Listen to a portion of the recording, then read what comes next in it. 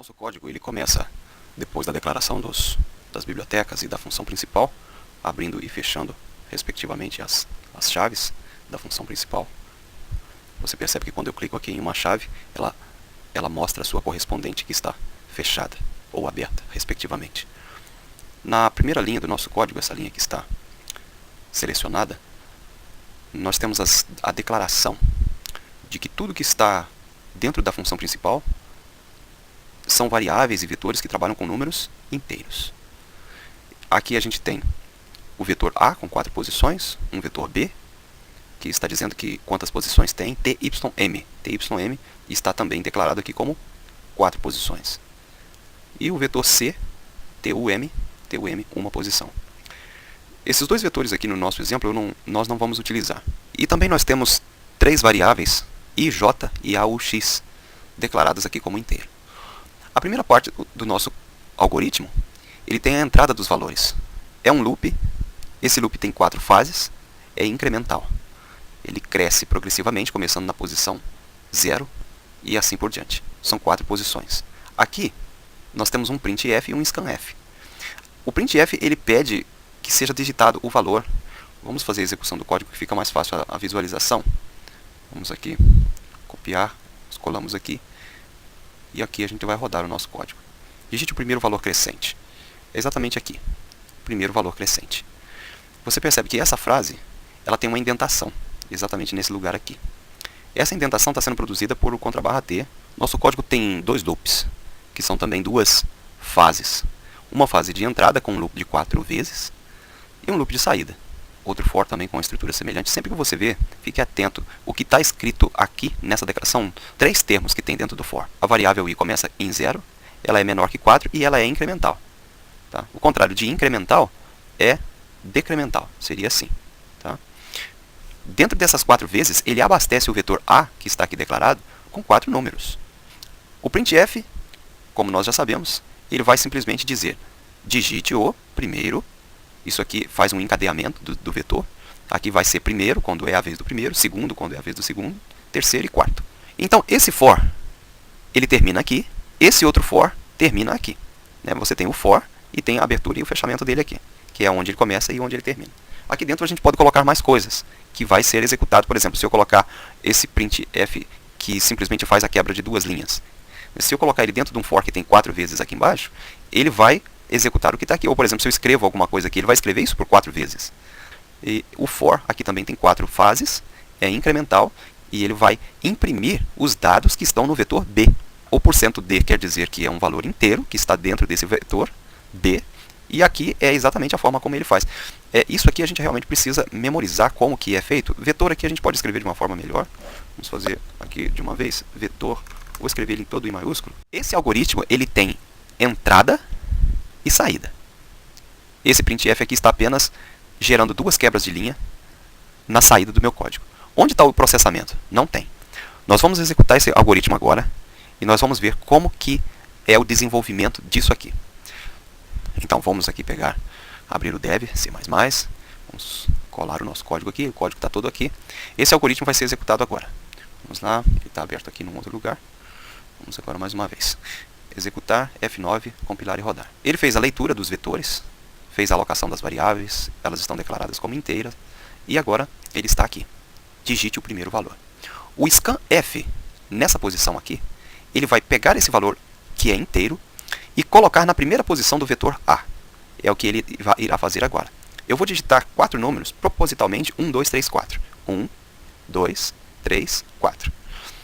Você percebe, cada vez que ele escreveu na tela, digite o primeiro valor, digite o segundo, digite o terceiro, digite o quarto, ele estava dentro desse loop aqui de 4 fases.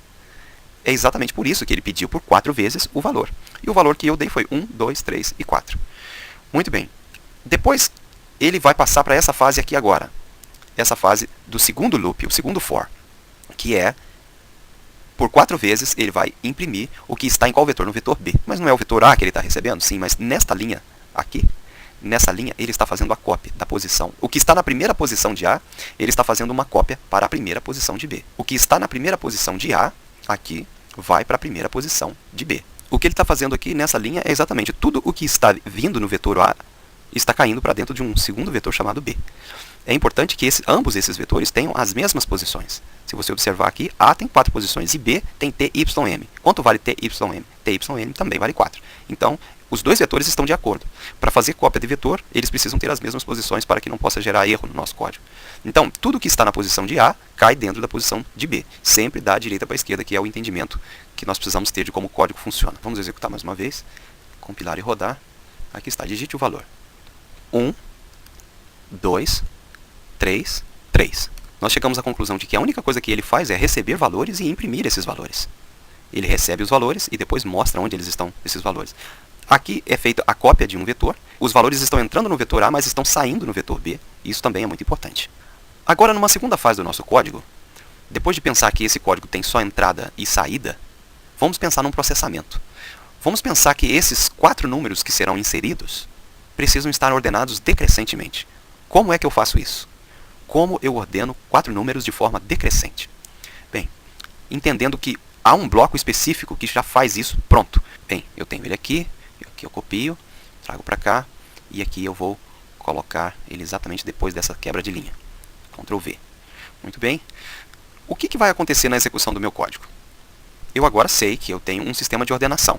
Mas esse sistema de ordenação está depois, está colocado após a saída. Então eu estou tendo assim uma entrada, uma saída e um processamento. Eu precisaria de colocar uma espécie de saída aqui depois desse processamento também, para que eu possa saber o que aconteceu após o que foi processado, para ter uma ideia linear de execução, né? Eu vou colocar mais um printf com 2 quebras de linha aqui também, que é importante isso para o alinhamento na tela de execução do algoritmo. Bem, então aqui eu tenho uma entrada com abastecimento com 4 números no nosso vetor A. Depois esse vetor A é copiado para o vetor B. Depois, em seguida, um segundo for com um loop também de 4 fases com a impressão do vetor B. Em seguida, eu tenho aqui, depois desse printf, um processamento interno que estará alinhando esse vetor de forma decrescente. E aqui está o segredo do alinhamento. Ele é decrescente quando o sinal é menor, comparando a primeira posição do vetor B com a segunda posição do vetor B. I e J representam primeira e segunda posição, respectivamente. TYM é quantas vezes esse loop irá rodar. TYM vale 4 vezes, aqui ele está rodando por 4 vezes. Muito bem. Vamos salvar, selecionar tudo, copiar e vamos chamar o dev C++. Aqui está ele. Vamos aqui colar esse código aqui e vamos executar. Executar, compilar e rodar. E vamos aqui. Eu vou digitar valores repetidos, assim, 1, 2, 2, 5, certo? Eu agora tenho 2 prints, 2 blocos de print aqui na tela. Um com o que eu digitei. Eu digitei 1, 2, 2, 5. E um com um alinhamento decrescente do meu vetor 5, 2, 2, 1. Isso está, respectivamente, aqui. Exatamente aqui. Ele recebe aqui. Ele printa simplesmente o que recebeu aqui. Aqui ele alinha decrescentemente essa ordem, faz a ordenação decrescente com essa estrutura. E aqui embaixo, o que ele faz? Aqui embaixo ele vai printar na sequência o que está ordenado aqui. Então, ordena e printa a saída. Então, processa e sai. É exatamente isso que ele faz. Se a gente quiser detalhar isso aqui um pouquinho, se eu quiser uma ordenação crescente, eu vou mudar aqui apenas para um título de visualização. Salva. Deixa eu executá-lo. Então a gente seleciona tudo, copia, chama o dev C++.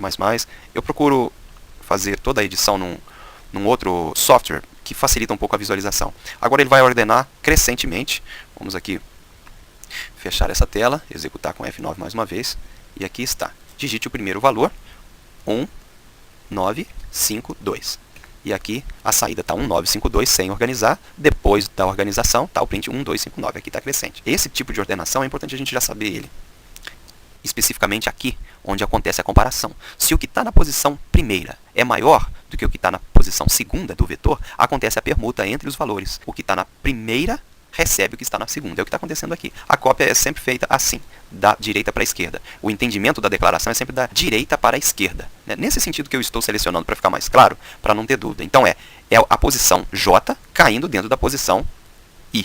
Depois a cópia, que acontece é simplesmente nós entendermos o que ocorre dentro dessa estrutura aqui. O que está na primeira posição vai para uma variável auxiliar, o que está na segunda posição vai para a primeira, o que está na auxiliar vai para segunda posição. E esse alinhamento, e essa organização aqui é para o alinhamento crescente. Para o decrescente é simplesmente inverter, pode deixar exatamente como está, que ele faz a ordenação decrescentemente.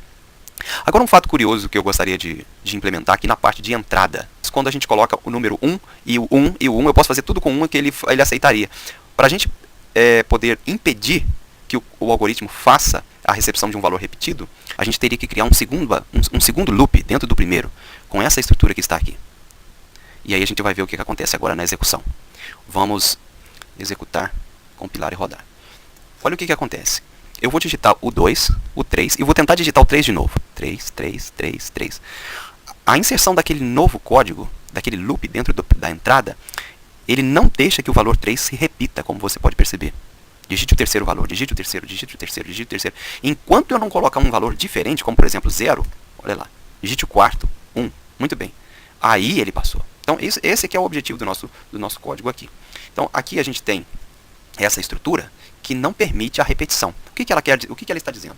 A segunda posição começa em 0, ela é menor do que a primeira e ela é incremental. Se acontecer que a primeira posição for igual à segunda posição, ele decresce, ou seja, ele não avança. Então é esse o amarrio, digamos assim, é essa a condição que ele não sai dela. Essa condição é muito importante também, a gente ter essa estrutura já pronta, para uma situação que a gente precisa, a gente insere ela faz outras coisas, também como um indivíduo que erra uma coisa, você dá a chance para ele refazer de novo a operação dentro dessa condição aqui. Tá? Então, é muito importante isso aqui. Então, resumindo essa nossa consideração sobre esse código, então, nós temos aqui essa entrada, aqui, até aqui. Nós temos aqui essa saída, né? E aqui é a nossa estrutura de processamento, e aqui uma saída de acordo com o que é processado. Aqui sai conforme foi inserido. Aqui sai conforme foi processado. Então, essa é a sequência do nosso código. São estrutura em blocos, né? Um loop com printf chamando as posições dos vetores na tela. Né? Isso aqui é uma estrutura própria de ordenação. Né? Essa ordenação aqui ela é decrescente. O sinal que faz toda a diferença está aqui.